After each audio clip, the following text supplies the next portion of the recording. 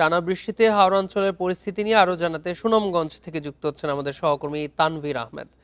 তানভীর, ভারী বৃষ্টিপাতে বর্তমানে সুনামগঞ্জের হাওরের অবস্থা কি? জলাবদ্ধতায় ফসলি জমির কি অবস্থা? টানা বৃষ্টির কারণে সুনামগঞ্জের যে হাওরগুলো আছে সবগুলো হাওরেই কিন্তু জলাবদ্ধতা পরিস্থিতির সৃষ্টি হয়েছে। ইতিমধ্যে সুনামগঞ্জের প্রায় 10,000-এর মতো যে কৃষি জমি আছে সেই জমি ইতিমধ্যে জলাবদ্ধতায় আক্রান্ত হয়েছে। কৃষি সম্প্রসারণ অধিদপ্তর যেমনটি জানিয়েছেন যে প্রাথমিকভাবে জলাবদ্ধতা আক্রান্ত জমির সংখ্যা 7,057 হেক্টর এবং চূড়ান্ত যে ক্ষতিগ্রস্ত হয়েছে জলাবদ্ধতায় সেই জমির সংখ্যা হচ্ছে 2,047 হেক্টর। এছাড়াও কৃষকদের যে তথ্য সেটি তারা বলছেন যে আরো বেশি হবে। আমি এই মুহূর্তে আছি একটি হাওরে এবং এই হাওরে হাঁটু সমান পানিতে কিন্তু কৃষকরা ধান কাটছেন, তবে তাদের মধ্যে একটা ভয় কাজ করছে, সেই ভয় হচ্ছে বজ্রপাত। এই বৈশাখ মাসেই সুনামগঞ্জে 8 জনের প্রাণহানি হয়েছে এই বজ্রপাতে।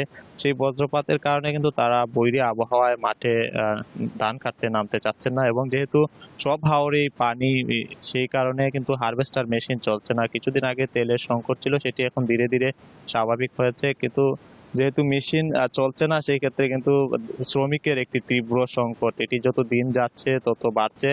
ইতিমধ্যে হাওরের প্রায় 50% জমির ধান কাটা হয়েছে এবং অবশিষ্ট যে 50% জমির ধান আছে সেই জমির ধান কাটা নিয়ে কিন্তু কৃষকরা খুবই চিন্তিত। তারা শ্রমিক পাচ্ছেন না, বাধ্য হয়ে পরিবারের যে সদস্যরা আছেন তাদেরকে নিয়ে মাঠ পর্যায়ে তারা এসে ফসল গড়ে তোলার জন্য চেষ্টা চালাচ্ছেন, এবং ধান কাটতেও আমরা দেখেছি অনেককে।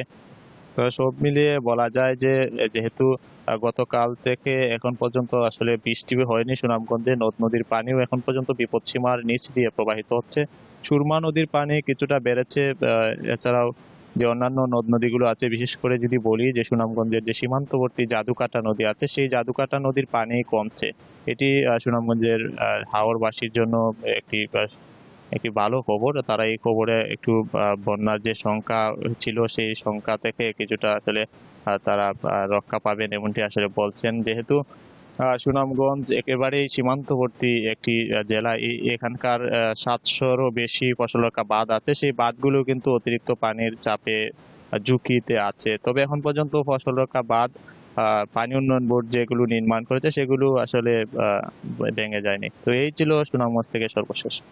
সুনামগঞ্জ থেকে জানাচ্ছিলেন আমাদের সহকর্মী।